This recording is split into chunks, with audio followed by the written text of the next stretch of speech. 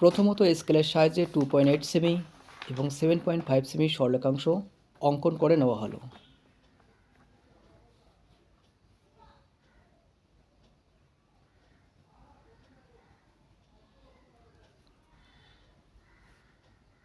তারপর অকেন্দ্রীয় একটি বৃত্ত অঙ্কন করলাম, যার ব্যাসার্ধ দৈর্ঘ্য 2.8 সেমি এবং কেন্দ্র থেকে 7.5 সেমি দূরে ওএক্স রশ্মি থেকে ওপি সরলরেখাংশ কেটে নেওয়া হলো।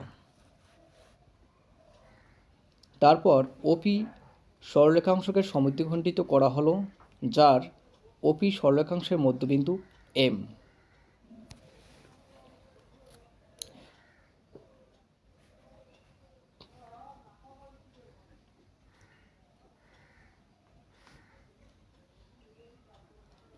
এমকে কেন্দ্র করে এবং এমও দৈর্ঘ্যের ব্যাসার্ধ একটি বৃত্ত